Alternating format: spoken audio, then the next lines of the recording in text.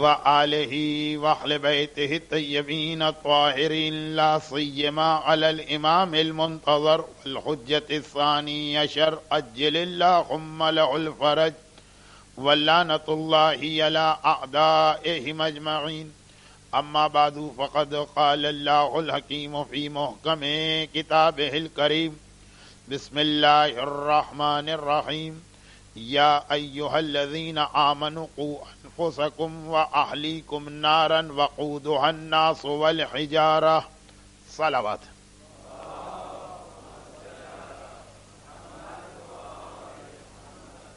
اے ایمان والوں، اپنے آپ کو بھی جہنم سے بچاؤ اور اپنے گھر والوں کو بھی۔ قرآن کریم کی آیت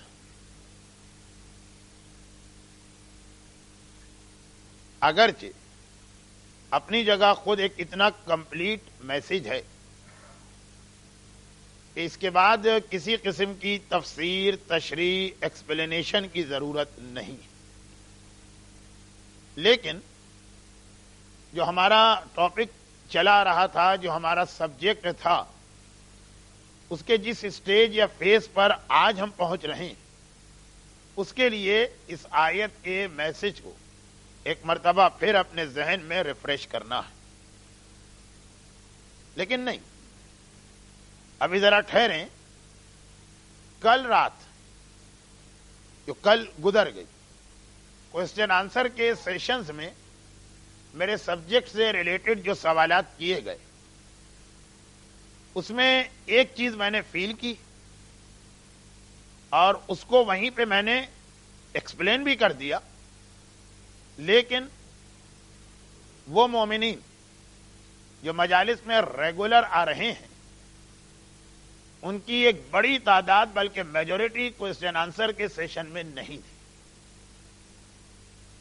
تو جو مس انڈرسٹینڈنگ میری مجالس سے، یا نہیں، میری مجالس نہیں، جو مس انڈرسٹینڈنگ معصومین کی حدیث سے پیدا ہو رہی، خاص اس سبجیکٹ ظہور امام کے حوالے سے، بہت ہی شارٹ میں، لیکن آج کی مجلس میں اس لیے اس کا تذکرہ کرنا ضروری کہ جو لوگ کل کوسچن آنسر میں نہیں تھے، تو ہو سکتا کہ اب تک ان کے ذہن میں یہ غلط فہمی چلی آ رہی۔ ایک مرتبہ پھر میں اپنی اس سے پہلے کی 8 مجالس میں جو ٹاپک رہا، اس سے ریلیٹڈ اس بات کو ریپیٹ کروں کہ زمانے کے امام کے بارے میں اگرچہ ہمارے یہاں لوگوں میں بہت زیادہ انٹرسٹ ہے، اور ہمیشہ سے یہ جو کرنٹ ایشوز ہیں، جب یہ نہیں تھے تب بھی اس ٹاپک کو لوگ بہت ہی انٹرسٹ کے ساتھ سنا کرتے تھے، مگر اب 11 سپٹمبر کے بعد سے جو یہ دنیا کی سچویشن ہوتی جا رہی، اسپیشلی مسلم کنٹریز اور اس میں بھی اسپیشلی مڈل ایسٹ، اس میں لوگوں کا انٹرسٹ اور بڑھ گیا۔ لیکن جتنا زیادہ یہ انٹرسٹ بڑھ گیا، اتنا ہی میں نے دیکھا ہے کہ کچھ چیزیں یا مس کمیونیکیٹ ہو گئی ہیں، اور یا پہلے سے ہی وہ مس انڈرسٹینڈنگ چلی آ رہی ہے۔ فار ایگزامپل، جو چیزیں اب تک ہم نے کور کی ہیں، ان میں سے 2-3 باتیں، یہ بہت زیادہ سائنس آف ظہور پہ ریلائی کرنا، اور اسے ایک بالکل کنفرم بات سمجھنا کہ جب تک کہ ساری سائنس ظاہر نہیں ہوں گی، امام نہیں آ سکتے، یا جب سائنس آف ظہور کمپلیٹ ہو جائیں تو ویری نیکسٹ ڈے امام کو آ جانا چاہیے۔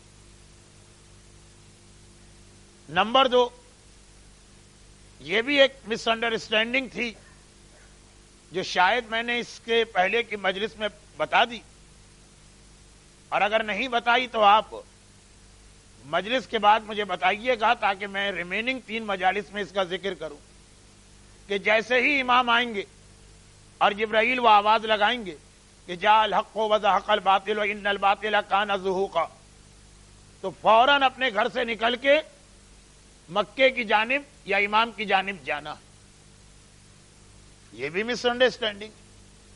اتنی تیزی کے ساتھ ہمیں امام کو جوائن کرنے کا آرڈر نہیں دیا گیا. نمبر 3، یہ بھی ایک بڑی مس انڈرسٹینڈنگ ہے کہ امام جب آئیں گے تو سارا کام امام کو کرنا ہے، اور اس غیبت میں ہماری کوئی ڈیوٹی نہیں ہے سوائے اس کے کہ ہاتھ پہ ہاتھ دھر کے آرام سے بیٹھے رہیں. نمبر 4، بلکہ یہ جو تیسری مس انڈرسٹینڈنگ ہے، میں کوئی ریسرچ پیپر نہیں لکھ رہا کہ یہ ساری باتیں جمع ہو جائیں، یہ تو فوراً جو اس وقت ذہن میں باتیں آ رہی ہیں ان کا ذکر کر رہا ہوں. یہ جو تیسری مس انڈرسٹینڈنگ ہے، اس کا نتیجہ یہ ہے کہ یہ والا بلیف یا فیتھ یا عقیدہ جسے ہم کبھی جوک سمجھتے تھے، اتنا سیریس بن گیا کہ حضرت امام خمینی رضوان اللہ علیہ جیسی شخصیت کو باقاعدہ اپنے ایک لیکچر میں اس ٹاپک پر بات کرنا پڑی. دیکھیے جو نان سینس یا ربش باتیں ہوتی ہیں انہیں ایک مرجع اور امام خمینی جیسا مرجع کبھی اس کا ذکر بھی نہیں کرتا.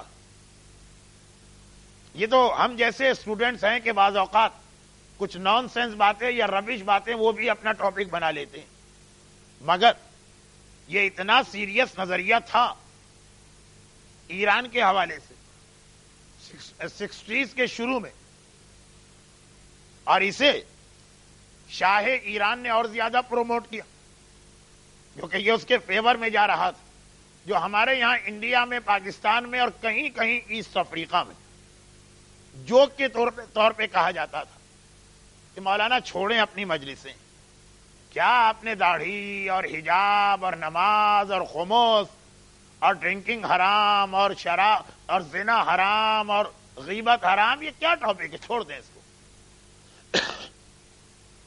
ایک تو وہ آدمی کہتا جس کے خیال میں ان چیزوں کی کوئی امپورٹنس نہیں، یہ وہ لوگ کہتے تھے جو جانتے تھے کہ چیزیں امپورٹنٹ ہیں، لیکن لاجک یہ بتاتے تھے کہ اگر یہ جو باتیں آپ کہہ رہے ہیں لوگ اس پہ پریکٹس کرنے لگیں اور عورتیں حجاب کر رہے اور مردوں کے چہرے پہ داڑھی آ جائے. دیکھیے فل اسلام داڑھی اور حجاب نہیں، لیکن چونکہ مسلمان کی پہلی سائن اور دیکھتے ہی جو چیز نظر آتی ہے وہ یہ ہے، اس لیے میں زیادہ ریپیٹ کرتا ہوں، ورنہ میرے ٹاپکس میں باقی ساری باتیں بھی آتی ہیں. کہا کہ اگر سب لوگ ایسے ہی بن جائیں مومن، جو آپ کی مجلسوں سے ایک امپریشن ملتا، یہ میں اپنی بات نہیں کر رہا، یہ تو میں بات کر رہا ہوں اپنے بزرگ علماء کی کہ جن کے یہ سبجیکٹس اور ٹاپکس ہوتے تھے تو لوگ مذاق میں ان سے کہتے تھے کہ اگر سب لوگ ایسے بن جائیں تو پھر تو امام آئیں گے نہیں، امام کے آنے میں ڈیلے سے ڈیلے ہوتا جائے گا، کیونکہ ہم نے یہ پڑھا ہے، ہم نے یہ سنا ہے، یہ پبلک کہہ رہی ہے کہ امام تو اس وقت آئیں گے جب شراب کامن ہو جائے گی اور زنا گھر گھر میں رائج ہو جائے گا اور مرد کی مرد سے اور عورت کی عورت سے شادی ہوگی. کیونکہ ابھی برادر محترم شبیر حسن علی صاحب نے اپنی تقریر میں یہ چیزیں کور کی تھی، اور کوئی انسیڈنٹ یہ ہے کہ اس میں سے کچھ باتیں آج مجھے بھی کہنا تھی اور شاید میں کہوں گا بھی. لیکن اگر سبھی اتنے متقی اور پرہیزگار بن گئے تو امام دیر سے آئیں گے. امام کو اگر جلدی لانا تو وہ اسی وقت آئیں گے جب نمازیں قضا کی جائیں، شرابیں پی جائیں، گیمبلنگ کی جائے، قتل و غارت گھڑی بڑھ جائے، زنا بڑھ جائے، بیٹا باپ کا حق ادا نہ کرے، بیوی شوہر سے ریبیلین کرے، تب امام آئیں گے. تو آپ لوگ تو امام کے آنے میں ڈیلے کر رہے ہیں. اب یہ ہمارے یہاں جوک میں کہا جاتا، ہو سکتا ہے کہ واقعی آدمی سیریس بھی ہو، لیکن حضرت امام خمینی رضوان اللہ علیہ کا تو لیکچر میں نے خود پڑھا ہے کہ جس میں انہوں نے یہ ایگزامپل کوٹ کی تھی کہ ایران میں باقاعدہ اسے ایک بلیو یا عقیدہ بنا کر اتنا پروموٹ کیا گیا شاہ ایران کی طرف سے، اس کے تو فیور میں تھا نا کہ گناہ زیادہ سے زیادہ ہوں، اتنا کہ ایک مومن نے مسجد بنانے کے لیے پیسے جمع کیے اور بعد میں اس نے شراب خانہ کھول لی. کہا کیوں؟ کہا مسجد بنانے کا مطلب ہے ظہور امام کے اندر ہم ایک آبسٹیکل یا رکاوٹ پیدا کریں. اگر مسجد بنے گی تو بہرحال 2-4-5% صحیح لوگ تو آئیں گے، اور امام کو اگر بلانا ہے تو مسجد سے کام نہیں چلے گا، شراب خانے سے کام چلے گا. لوگ نمازی بنیں گے تو امام نہیں آئیں گے، لوگ شرابی بنیں گے تو امام آئیں گے.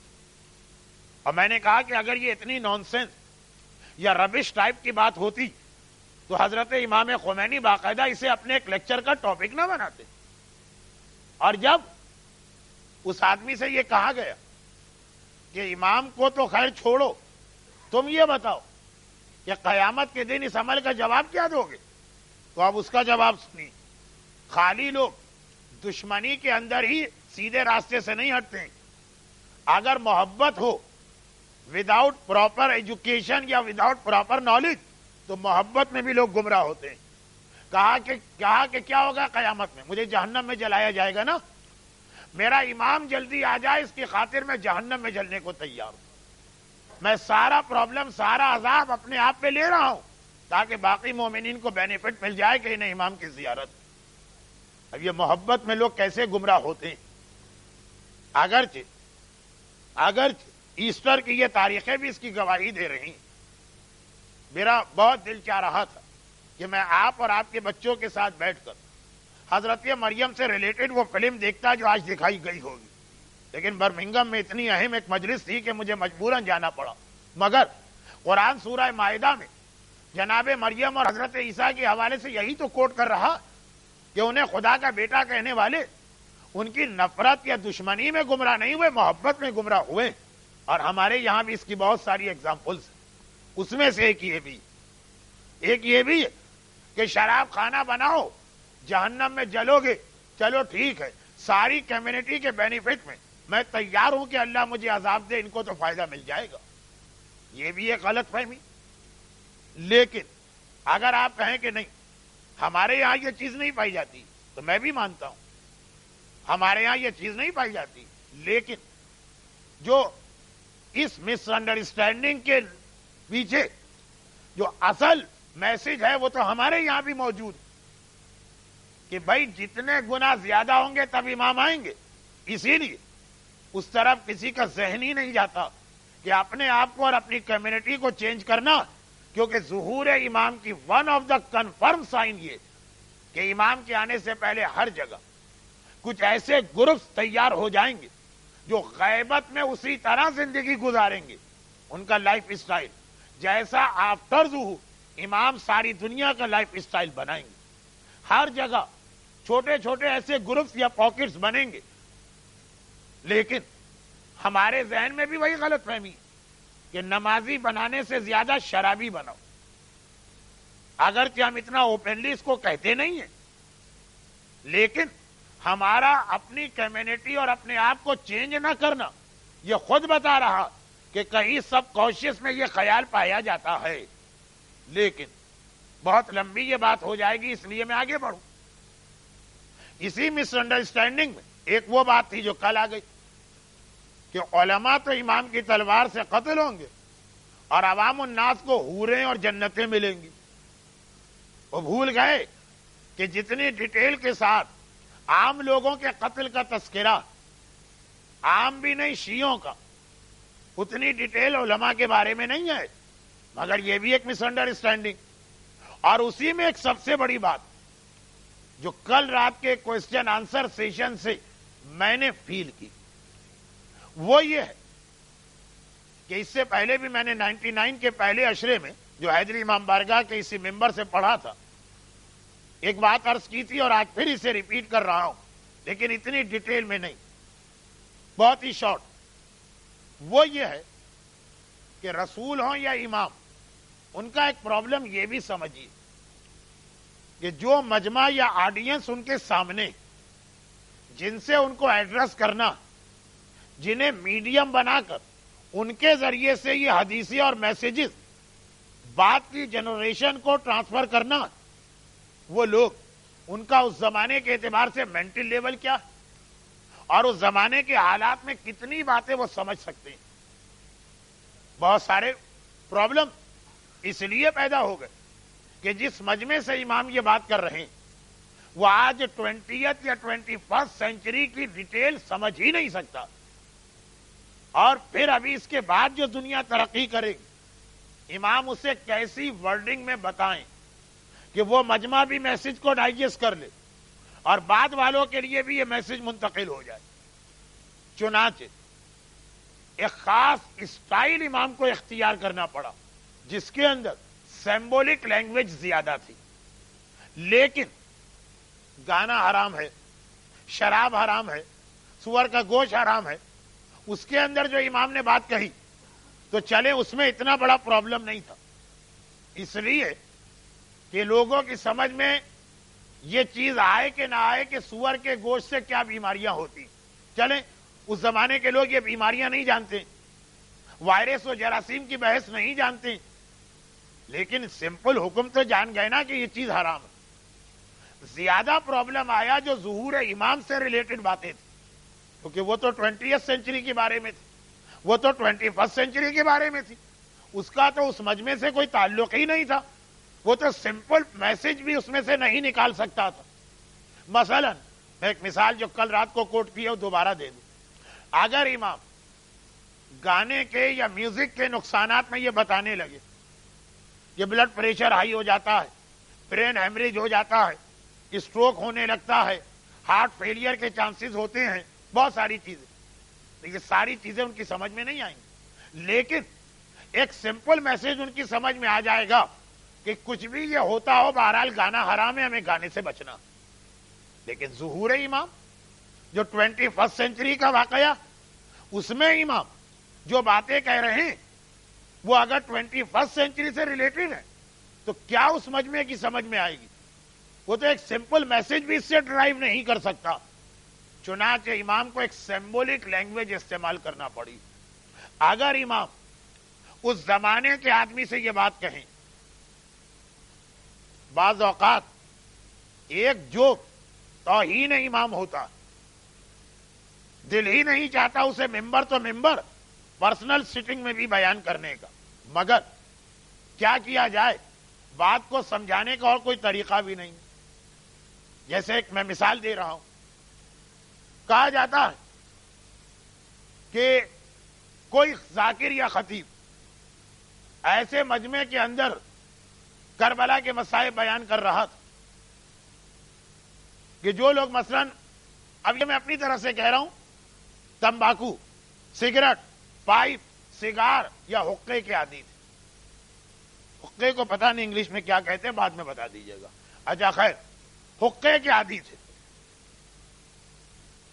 اور ان کے لیے دنیا کا سب سے بڑا مسئلہ یہ ہے کہ سگریٹ نہ ملے یا حقہ نہ ملے. اب یہ وہ والا جوک ہے جو الفاظ بدل بدل کے ہر علاقے کے بارے میں بنایا گیا. سارا زور اس نے لگا دیا کہ کربلا میں پانی نہ تھا.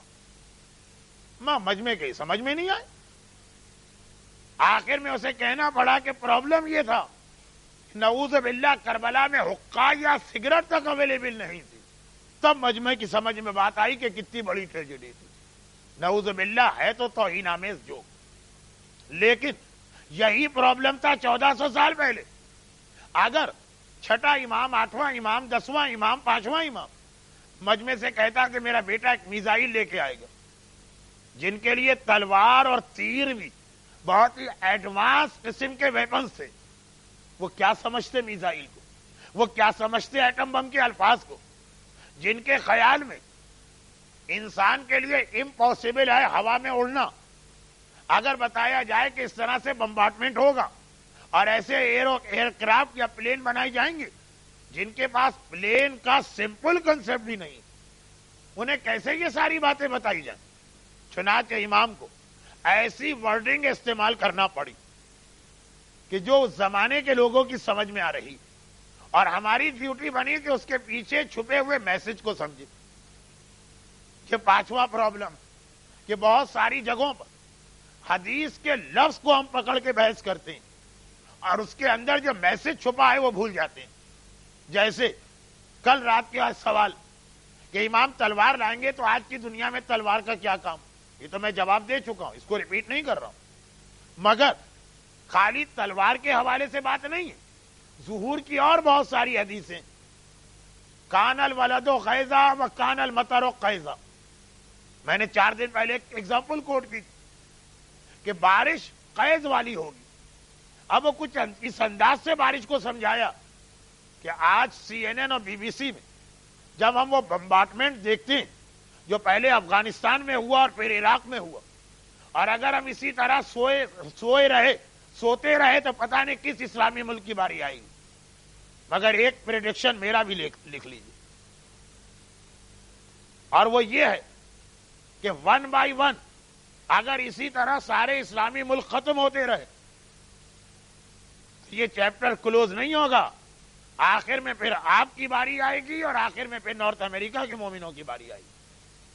ایسا نہیں ہے کہ آپ کہیں گے اچھا یہ وہ 56 مسلمان کنٹریز کا پرابلم، اگر اسے ٹائم پر اسٹاپ نہیں کیا گیا. لیکن وہ ابھی میرا ٹاپک نہیں ہے کہ کیسے اس کو اسٹاپ کریں. ان شارٹ تو ایک بات میں کہہ چکا ہوں کہ امام کو بلا لے، اور اس کی ڈیٹیل آج کی مجلس میں شروع ہو رہی ہے. لیکن جو بات میں کہہ رہا ہوں کہ ظہور امام سے ریلیٹڈ اور بھی جو حدیثیں آپ سنیں گے تو یہ خیال کیجئے گا کہ کئی جگہ پہ سمبولک لینگویج استعمال ہوئی. تلوار کے علاوہ بھی عجیب و غریب قسم کی بیماریاں پھیلانے والی بارش کے علاوہ بھی، یہ بھی روایت کا لفظ، ایسی بارشیں ہوں گی جو بیماریاں پھیلائیں گی. جبکہ پہلے زمانے میں بارش موسم کو ٹھنڈا کرتی تھی، فضا کو صاف کرتی تھی اور بیماریاں ختم کرتی تھی. اور تو اور 23 رمضان کو جو ایک آواز آئے گی اس کی ڈیٹیل اگر آپ روایتوں میں پڑھ لیجیے صاف یہ پرابلم سمجھ میں آتا کہ 1400 سال پہلے کے مسلمان کو کیسے سمجھایا جائے کہ بمبارڈمنٹ کس طریقے سے کیا جاتا. یہی تو ہے نا کہ 23 رمضان کو فجر کے قریب ایک عجیب قسم کی چیخ کی آواز آئے گی، کانوں کے پردے پھٹ جائیں گے، گلاسز ٹوٹ جائیں گے، اور پھر جو امام نے ایک ڈیٹیل بتائی کہ کس طرح زمین کے قریب اپنے آپ کو کر لو اور کس طرح سے اپنے سینے کو بچاؤ، وہ ساری باتیں چونکہ ہر بات مجلس میں کور نہیں ہوتی تو ان شارٹ کہ سمبولک لینگویج بھی استعمال ہوئی ہے. جیسے اس کی ایک اور مثال دجال، اور دجال جو چیزیں لے کے آئے گا. ایک اور مثال سن لیجئے لاسٹ، اور وہ ہے ظہور امام. One of the most famous sign کہ آخری زمانے میں امام کے آنے سے پہلے ایک مرتبہ سورج مغرب سے طلوع ہوگا. سورج سن رائز ایسٹ سے ہوتا، کہا کہ ایک مرتبہ یہ ویسٹ سے ہوگا. اب یہ والی حدیث ان کے لیے تو بڑا پرابلم کرتی، جو حد سے زیادہ سائنٹیفک کیلکولیشن کے اوپر ریلائی کرتے. ان کی سمجھ میں وہ حدیث بھی نہیں آتی کہ آخر لونر ایکلپس یا چاند گرہن مہینے کے شروع میں کیسے ہو سکتا، ہاؤ از اٹ پاسبل. اور یہ حدیث بھی سمجھ میں نہیں آتی کہ سورج آخر مغرب سے کیسے نکلے گا. لیکن میرا جو اصل ٹاپک ہے ہماری ڈیوٹیز اور رسپانسبلٹیز، اس کی وجہ سے میں اپنے آپ کو روک رہا ہوں. تو یہاں یہ عرض کر رہا ہوں کہ یہاں بھی ہمارے علماء کے دو گروپس ہیں. ایک کی تو یہی رائے ہے، ایک کا یہی نظریہ، ایک کی یہی تھیوری ہے کہ جس طرح سے ورڈ حدیث میں آیا ایز اٹ از دنیا کے واقعات پیش آئیں. یعنی پتہ نہیں کیا ایسا پرابلم ہوگا، کون سے ایسے ویپنز استعمال ہوں گے، کیسے میزائل اور بم پھینکے جائیں گے. بہرحال اس کا رزلٹ یہ کہ زمین کا روٹیشن ایک لمحے کے لیے الٹا ہو جائے گی. جس طرح سے زمین کا روٹیشن ہے الٹا ہو جائے تو ہمیں سورج بجائے ایسٹ کے ویسٹ سے نکلتا نظر آئے گا. تو ایک گروپ نے تو کہا کہ جو لفظ استعمال ہوا یہ یہی میننگ دے رہا، مگر علماء کے دوسرے گروپ نے یہ بھی کہا ہے نا کہ یہ بھی سمبولک لینگویج. اور سورج مغرب سے نکلے گا، اس سے مراد یہ والا سورج نہیں ہے جو ایک اسٹار ہے اور ہمارے سولر سسٹم کا سینٹر ہے، یہ نہیں. سورج مین سن نہیں بلکہ سمبولک لینگویج. البتہ پھر یہاں دو گروپ ہوئے کہ سورج کس چیز کو سمبل کر رہا، سورج سے مطلب کیا. تو ایک نظریہ یہی ہے کہ سورج کا مطلب ہے اسلام. جو سورج کا کیریکٹرسٹک یا پراپرٹیز ہے وہ اسلام کی خصوصیت. اسلام ہے جو دنیا میں روشنی پھیلاتا. اسلام ہے جو دنیا کو زندگی دیتا. جیسے ہماری باڈی کی زندگی کے لیے سورج ضروری ہے، اسی طرح ہماری روح کی زندگی کے لیے ریلیجن ضروری ہے. تو ایک گروپ نے کہا کہ یہ سمبولک لینگویج، مگر اب سمبولک لینگویج کے میننگ کیا ہے؟ پھر ان میں دو رائے ہو گئی. ایک نے کہا سورج مینس اسلام، جو حدیث آپ کو اکثر سنائی جاتی ہے کہ آخری زمانے میں اسلام کا سینٹر ویسٹ بنے گا. ایسٹ کا زمانہ گیا، اب ویسٹ اسلام کا سینٹر بنے گا. اور یہ چیز آج سمجھ میں بھی آ رہی، اس لیے کہ میں پورے ہفتے جو بات بھی کہہ رہا ہوں آپ کو ڈرانے والی، نو ڈاؤٹ کہ مسلمان ملک پر کھلم کھلا حملہ ہوگا. آپ پر بہرحال ایسا حملہ نہیں ہوگا، آخر میں بھی کچھ رائٹس تو رہیں گے.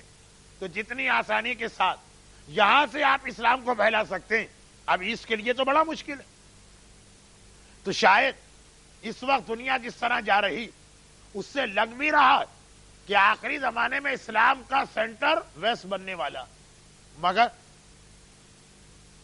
کچھ اور علماء نے کہا نہیں، سورج مینس خود زمانے کا امام، یعنی ظہور امام سے ہوگا، اس سے نہیں ہوگا. سورج مغرب سے طلوع کرے گا، سن رائز ویسٹ سے ہوگا. یا تو اس سے مطلب اسلام اور یا پھر اس سے مطلب امام. اب یہاں پر ایک کنفیوژن کریٹ ہو سکتا تھا، الحمدللہ اس کا جواب میں پہلے دے چکا ہوں. اور وہ کیا کنفیوژن؟ کہ یہ تو ساری روایتوں میں ہے کہ امام مکے میں ظاہر ہوں گے.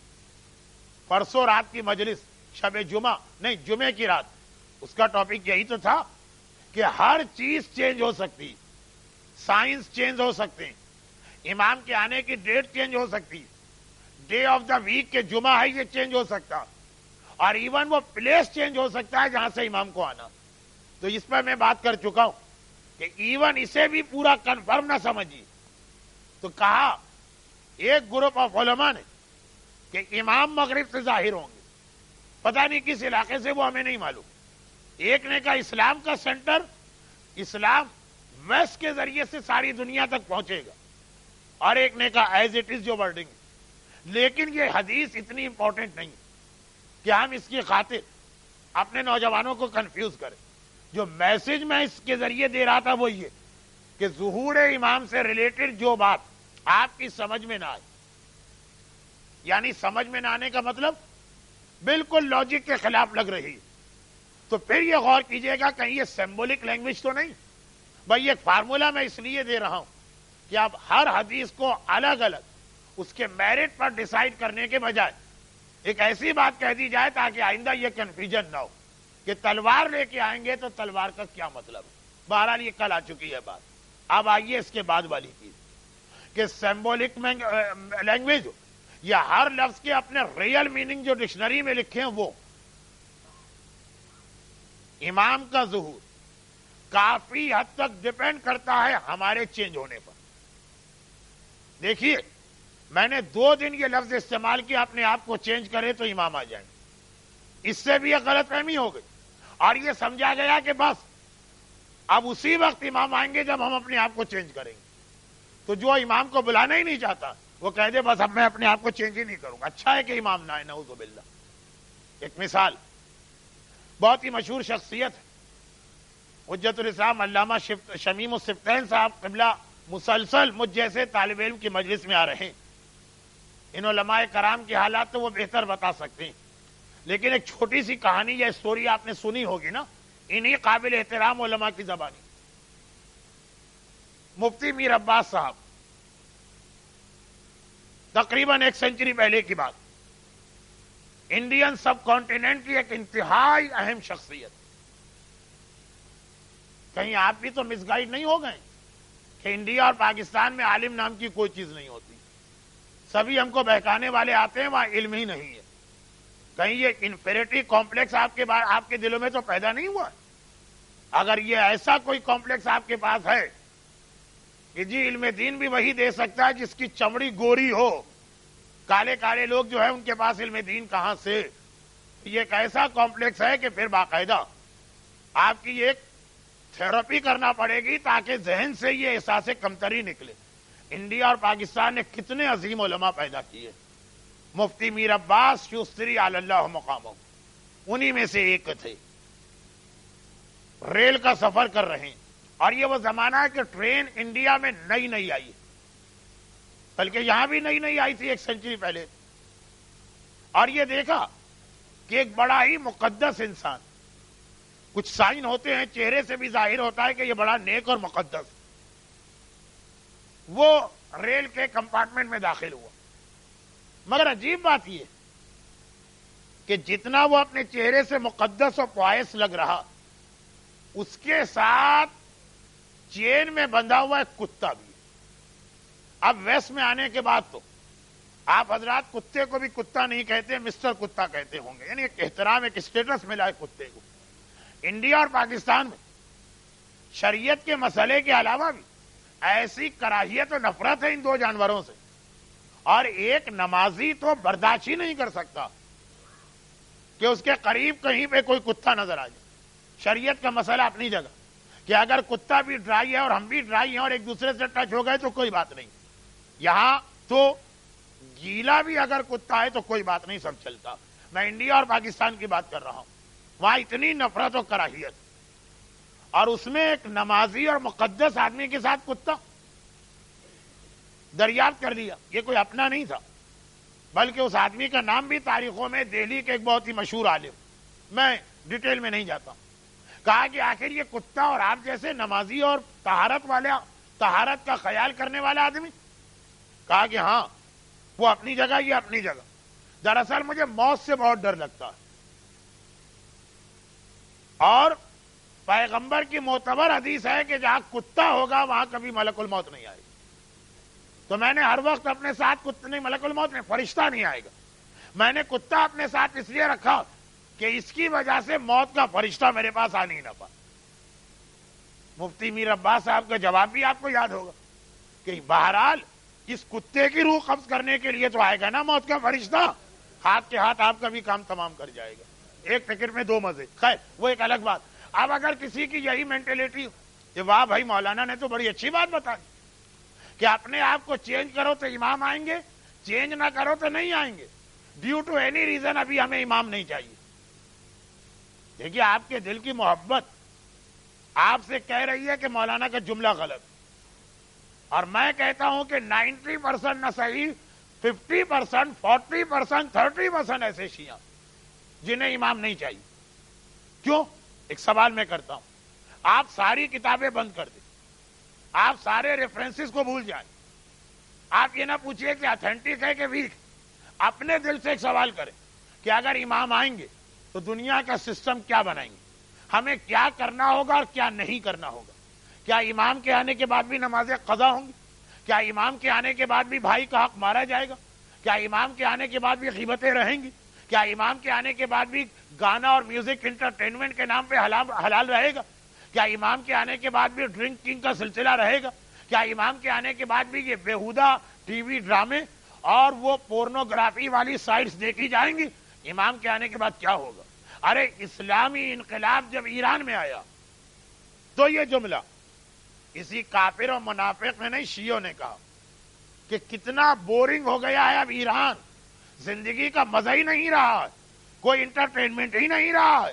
جس چینل کو بدلو، پہلے منی اسکرٹ میں لڑکیاں نظر آتی تھی، اب ابا اور امامہ پہنے ہوئے علماء نظر آتے ہیں. ذرا چھوٹے سے جغرافیکل ریجن میں آنے والا انقلاب مومنین کو تڑپا گیا کہ اتنی خشک اور ڈرائی زندگی، اور جب امام آئیں گے تو کیا ہوگا؟ تو ساری دنیا میں یہی سسٹم ہوگا.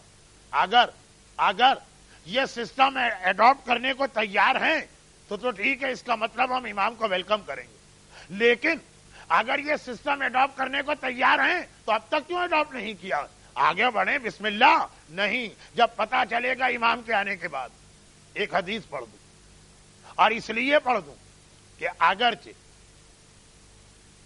حیدری امام بارگاہ یا لندن میں سارے امام بارگاہ شہادت کی یہ تاریخ 29 صفر مناتے ہیں، مگر ایک روایت میں آج 17 صفر بھی تو شہادت کی تاریخ ہے، اور ابھی یہ تاریخ چل رہی، ابھی تقریباً 15 منٹ باقی ہے یا 10 منٹ، تو ایک حدیث ہی آ جائے. اور وہ شہادت کس کی؟ ایک بہت ہی फेमस रिवायत के मुताबिक आज ये 17 सफर, ये दिन, ये जो अभी संडे का दिन है, इस साल के कैलेंडर में हमारे 8वें इमाम इमाम अली इब्न मूसा रज़ा अलैहिस्सलातु वस्सलाम की शहादत की तारीख। एक कैलेंडर के एतबार से, एक रिवायत के एतबार से आज ये रोजे शहादत है। ठीक है, आप 29 सफर को मनाएंगे और हम यूपी वाले 23 ज़िलक़ादा को मनाते हैं, लेकिन ये भी एक रिवायत है। तो छोटी सी हदीस, टॉपिक से नहीं हट रहा हूं, वो क्या बता रहा हूं कि इमाम के आने से पहले का एक्साइटमेंट अलग है, लेकिन जब इमाम आ जाएंगे कितनी बोरिंग लगेगी लाइफ। औरत बूढ़ी हो गई और उसके पोते को अपनी दादी से सवालात करने का बड़ा शौक है। क्यों? पोता मुहिब्बे अहले बैत है। उसे पता चला कि मेरी दादी ने अपनी जवानी के जमाने में 8वें इमाम के घर में कुछ दिन एज ए हाउस मेड या कनीज काम किया, तो अब इसे बड़ा शौक कि इमाम के बाहर के हालात तो पता चल जाते, घर के बाहर, घर के अंदर जो इंसान की एक पर्सनल लाइफ होती वो कौन बताए, या घर की औरतें बताएं। वो तो सारी वो सैदानियां कि जिनका हिजाब ऐसा कि नामहरम से बात ना की जाए। लेकिन जब यह पता चला कि मेरी अपनी दादी इमाम की खिदमत कर चुकी, तो अब ये आता है दादी के पास और रोजाना दो चार सवाल करता। इमाम कितने बजे सोते हैं, इमाम कितने बजे उठते हैं, इमाम के नहाने की टाइमिंग्स क्या है, जो बिल्कुल पर्सनल और प्राइवेट लाइफ होती है। एक बात पता नहीं क्या हुआ, इसने आउट ऑफ कॉन्टेक्स्ट एक सवाल कर दिया। कहा कि दादी ये तो बताइए कि आप इमाम के घर को छोड़कर बाहर कैसे निकली? मेरा गैस है कि जब इमाम शहीद हो गए होंगे तब आप बाहर आई होंगी। कहा नहीं बेटा, नहीं बेटा, अल्लाह ने मेरी एक दुआ कबूल कर ली थी। दुआ? कौन सी दुआ, कैसी दुआ? कहा बेटा मैं एक्चुअल मामून रशीद की कनीज थी। एक दिन मामून ने मुझे बुलाया और कहा कि तुम शिया हो, तुम्हारा इमाम मदीने से मेरे गेस्ट बन के आ रहे हैं और उनके सारे नेसेसरी अरेंजमेंट मुझे करना है। मैं तुम्हें अपॉइंट करता हूं कि उनके घर को जो मेंटेनेंस होती है, घर की सफाई, किचन, बाकी काम वो तुम करो, इसलिए कि किसी और को भेजूंगा, वो तो खाली ड्यूटी समझ के करेगी। तुम तो खुश शिया हो, अकीदत के साथ, एहतराम के साथ, ड्यूटी समझ के नहीं, इबादत समझ के ये काम करोगी। मैं भी बड़ी खुश। वाह वाह, कितना बड़ा। जैसे आजकल हमारे यहां का एक मुहावरा है कि लॉटरी खुल गई, मेरी बोनस मिल गया, खिदमत इमाम में जाने का मौका मिल रहा। जिस इमाम के चेहरे की जियारत के लिए लोग तड़पते हैं, मुझे ये सआदत मिल रही है कि मैं उनको सर्विस दूं। बेटा मेरी खुशी की कोई इंतहा न।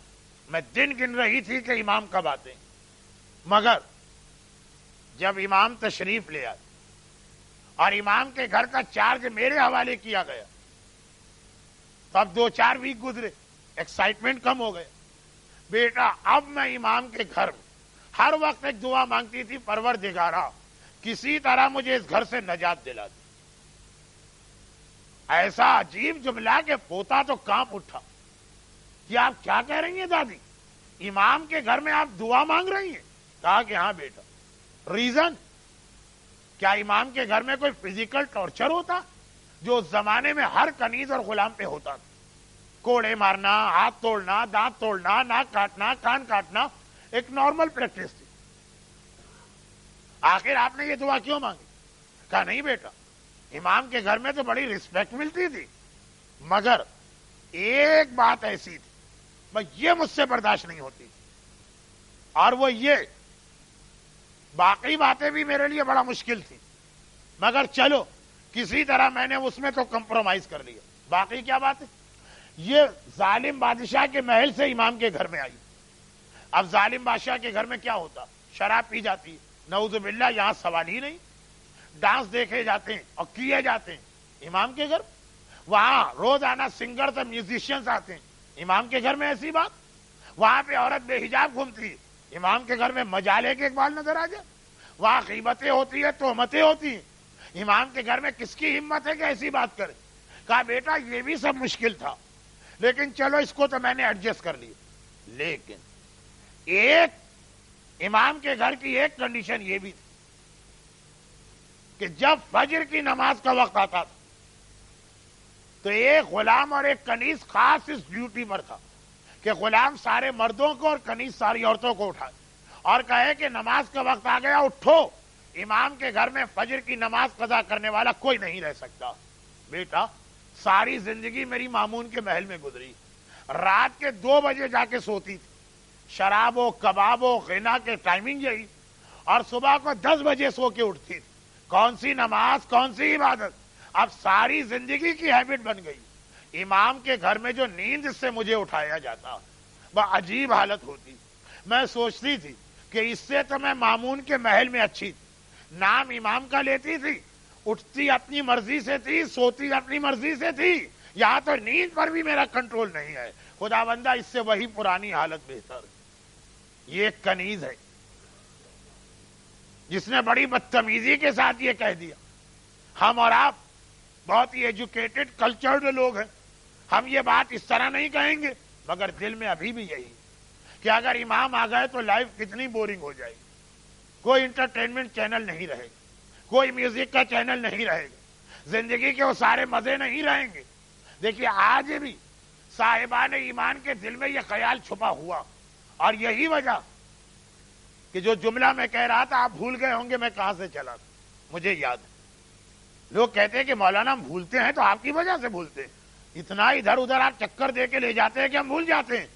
میں ہی تو یاد بھی دلا رہا ہوں کہاں سے چلا تھا کہ اگر مفتی میر عباس صاحب کے سامنے جو متقی آدمی کہہ رہا کہ میں موت سے ڈرتا ہوں اس لیے کتا رکھا ہے، ہو سکتا ہے کہ کوئی مومن کہے کہ تو مولانا نے بڑا اچھا فارمولہ دیا کہ اگر امام کو نہیں بلانا ہے تو اپنے گناہوں میں لگے رہو، امام آئیں گے ہی نہیں. نہیں، ایسا بھی نہیں. خدا نے ایک وقت رکھا ہے امام کو بھیجنے کا، ہم نے اپنے آپ کو چینج کر لیا، امام پہلے آ جائیں گے. اور اگر ہم نے اپنے آپ کو چینج نہیں کیا بلکہ اور گناہ کیے تو ایسا نہیں ہے کہ قیامت تک ہم گناہ کرتے رہیں تو قیامت تک امام نہ آئے. نہیں، پھر جو اللہ نے اپنا ٹائم رکھا ہے اس پر امام کو بھیجے گا. مگر مین ٹائم یہ جو ہم نے ڈیلے کرایا، ہمارا خون بہے گا، ہمارے گھر چلیں گے، ہمیں اپنے اپنے علاقوں سے ہجرت پہ مجبور کیا جائے گا، ہمارے بچوں کے لاشیں اٹھیں گے، ہماری عورتوں کی عزت خطرے میں پڑے گی. یہ سارے پروسیس سے گزرو گے اور پھر بھی امام تو آ ہی جائیں گے. تو کیوں نہ پہلے ہی امام کو بلا لو جس کے لیے اپنے آپ کو چینج کرنا. اور کس طرح چینج کرنا؟ بہت ہی مختصر ایک جملہ کہہ رہا ہوں، اس لیے کہ جب کبھی چینج کرنے کی بات آتی ہے تو لوگ سمجھتے ہیں کہ مولانا داڑھی کی بات کریں گے، حجاب کی بات کریں گے، نماز کی بات کریں گے، اور چیزیں بھول جاتے ہیں. ایک حدیث ہے، مولا آپ آخر ظاہر کیوں نہیں ہو رہے؟ دیکھیے ابھی تک تو میں جو باتیں کہہ رہا ہوں وہ جرنل حدیثوں سے کہہ رہا ہوں، یہ ایک اسپیشل حدیث ہے. راوی نے خود امام سے پوچھ لیا، علی ابن مہزیار کوفی، غیبت صغرا میں امام سے مل کے آیا اور پوچھا کہ مولا آپ غائب کیوں ہیں، ظاہر کیوں نہیں ہوتے؟ معلوم ہے امام کے رپلائی کیا تھا؟ امام نے کہا دو مین ریزن. سوال اسی امام سے کیا جا رہا اور بڑا اچھا سوال ہے، مولا آپ ظاہر کیوں نہیں ہوتے؟ اچھا مولا اگر آپ دوسروں سے چھپنا چاہتے ہیں غیبت، کم از کم اپنے شیعوں کے سامنے تو آ جائیے. کہا دو مین ریزن. نمبر 1، تمہارے درمیان آپس کے جو اختلافات ہیں یہ اختلافات کتنے بڑھ گئے کہ اس کی وجہ سے اب پیش نماز کی عزت محفوظ نہیں، عالم کی عزت محفوظ نہیں، مجتہد کی عزت محفوظ نہیں، آپس کے اختلافات بڑھاتے بڑھاتے مرجع کی عزت محفوظ نہیں. نعوذ باللہ اگر امام آئیں گے تو سلسلہ وہاں تک پہنچا دیا جائے. کہا تمہارے آپس کے اختلافات، پوری ایک تقریر چاہتا ہے جملہ، لیکن میں یہ بات پھر بھی لوگوں کی سمجھ میں آتی ہے. اور تم لوگوں کا صلہ رحمی نہ کرنا. ارے اتنا بڑا مسئلہ کہ امام کو آ کر دنیا سے کرسچینٹی ختم کرنا، یہودیت ختم کرنا، ہندو مذہب ختم کرنا، کفر ختم کرنا ہے، ظلم ختم کرنا ہے۔ اور اس لیے امام ویٹ کر رہے کہ ہم صلہ رحمی نہیں کر رہے ہیں۔ لوگ کہتے ہیں یہ دو باتیں آپس میں میچ ہی نہیں کر رہی ہیں، لیکن امام فرما رہے ہیں کہ ہمارے غائب ہونے کا ایک ریزن یہ ہے، جب تم اپنے سگے بھائی کا حق ادا کرنے کو تیار نہیں، جب بیٹے والدین کی رسپیکٹ کرنے کو تیار نہیں ہے، تو امام آئیں گے تو امام کا ساتھ کون دیں گے؟ دیکھیے یہ چیزیں انڈیکیشن کرتی ہیں کہ آدمی کا انر اچھا ہے کہ انر برا ہے۔ صلہ رحمی جو انگلش لیکچر کے اندر بھی بات آئی تھی، اور میں اسے ایک اور اینگل سے کہوں، امام اس دنیا میں کیوں آ رہے ہیں؟ رحمت لانے کے لیے۔ اور میرا چوتھا امام یہ کہتا ہے اپنے بیٹے پانچویں امام سے کہ خبردار ایسے کسی آدمی کے پڑوس میں بھی نہ رہنا، اور اسے اپنا دوست بھی نہ بنانا، حتیٰ اس کے ساتھ ایک چھوٹا سا سفر بھی نہ کرنا۔ جو قاطع رحم ہو یعنی رشتہ دار سے تعلقات کاٹ کے بیٹھا ہو، کیونکہ میں نے کتاب خدا میں 3 جگہ اس پر لعنت دیکھی ہے، لعنت۔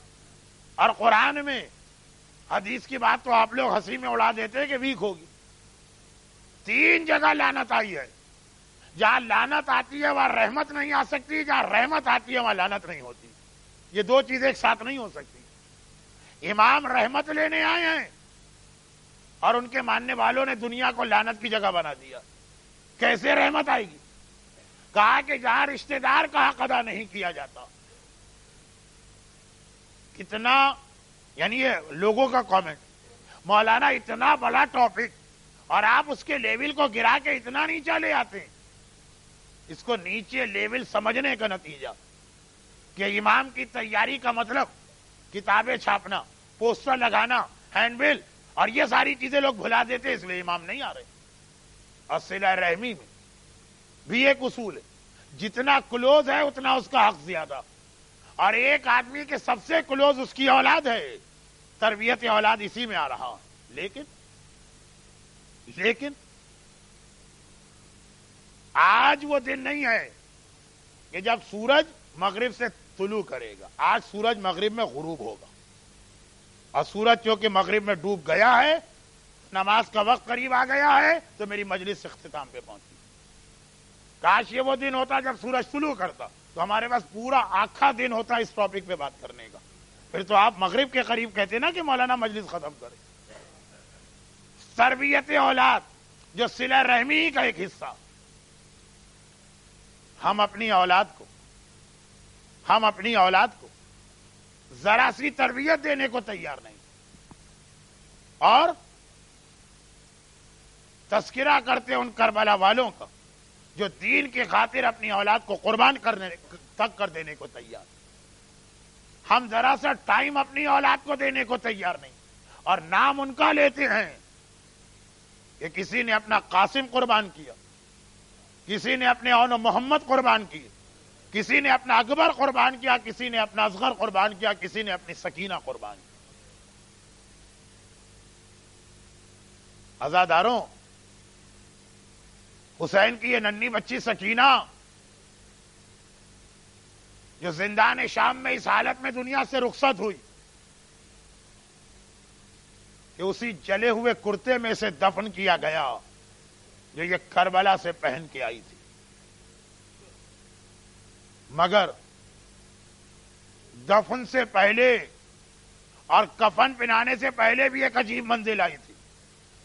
دیکھیں، جب غسل میت دیا جاتا، بس یہی چند جملے مصائب کے، جب غسل میت دیا جاتا ہے تو میت کو غسل دینے والا روتا نہیں، دوسرے رشتہ دار روتے ہیں۔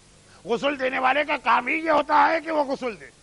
مگر دنیا میں 3 ایسے غسل خانے تھے جہاں میت کو غسل دیا جا رہا تھا اور غسل دینے والے کے رونے کی آواز آ رہی تھی۔ ایک جب میرا آقا سجاد دنیا سے گیا اور امام باقر غسل دے رہے ہیں اور روتے جا رہے ہیں، باہر آئے، ہاتھ جوڑا، لوگوں نے مولا آپ رو کیوں رہے تھے؟ کہا جب میں نے کرتا ہٹایا تو توق خاردار کا زخم 35 سال بعد بھی نظر آیا، وہ توق جو میرے چوتھے امام نے پہنا، اور غسل خانے سے رونے کی آواز اس سے پہلے کب آئی تھی؟ جب غسالہ کو بلایا گیا، ننھی سکینہ کو غسل دینا ہے، وہ غسل خانے میں گئی، چیخیں مارتی بھی باہر آ گئی، ارے اس بچی پہ کتنے ظلم کیے ہیں، سر سے پیر تک سارا جسم زخمی ہے، سارے بدن پہ خون ہے، لیکن عزاداروں پوتی سے پہلے جب دادی کو غسل دیا جا رہا تھا تب رونے کی آواز آئی۔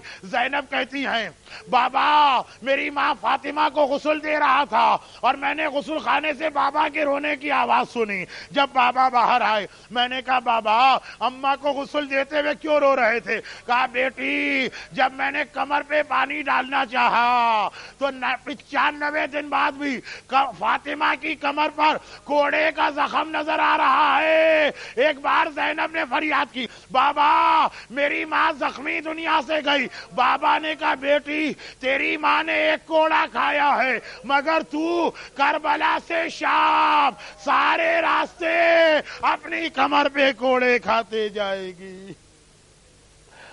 خدا بندہ ام المصائب زینب کبریٰ اور ان کی ان سے زیادہ مظلومہ ماں فاطمہ زہرا کا واسطہ صاحبان ایمان کو غم حسین کے سوا اور غم سے محفوظ فرما، جن آنکھوں میں آنسو آئے ہیں ان کی ساری دعائیں قبول فرما۔ خدا بندہ غسل خانے کی ان معصوم لاشوں کا واسطہ ہمارے تمام مرحومین کی مغفرت فرما، ظہور امام میں تعجیل فرما۔ ماتم حسین